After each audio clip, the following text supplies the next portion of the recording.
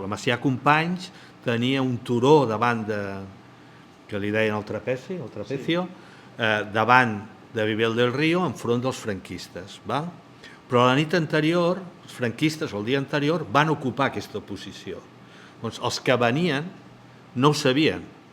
Per tant, anaven confiats per arribar allà i ajudar-los.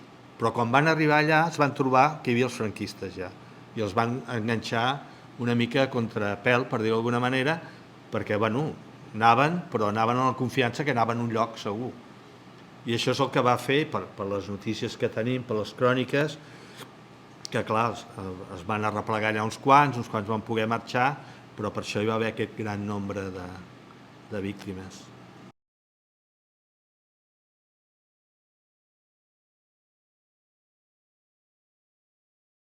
Intentem situar la data de la mort d'aquests combatents i a probables llocs d'inhumació. En coneixem un, dos molt probables, poden haver-hi més. Anem a obrir aquesta primera fossa. Jo crec que la clau és fer aquesta prospecció, delimitar bé l'espai, començar a fer les obertures, les exhumacions, intentar aconseguir el màxim possible de l'ADN de tot el conjunt de morts aquells dies, 18-19, i a veure quins resultats ens donen.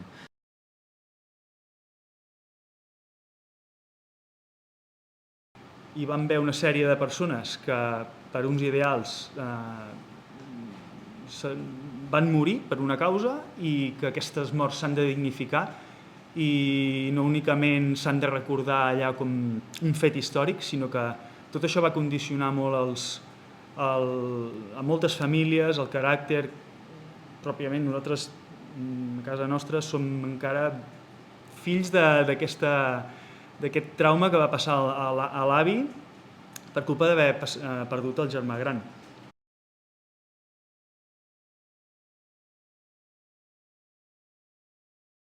Tothom vol saber, tothom vol tenir respostes. Per què va marxar? Quina era la situació en aquell moment?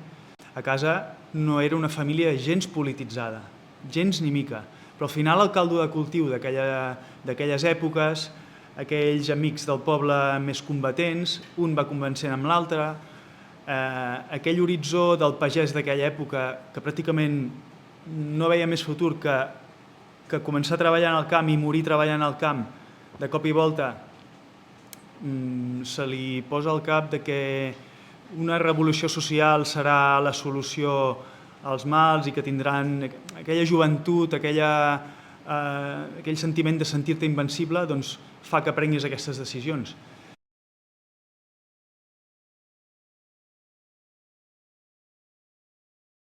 El trauma es va generar, i m'ho va explicar molt bé el Josep, perquè la família, al no estar polititzada, doncs sempre van pensar que la mort era segura, per tant que ell es va anar a suïcidar directament.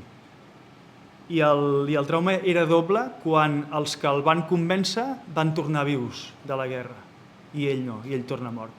Per tant, tema que s'ha de silenciar i que no se'n parli més, i per respecte a l'avi, fins que ell no es va morir, allà no hi va haver ni la voluntat ni les ganes de fer-lo patir més, ja van patir prou.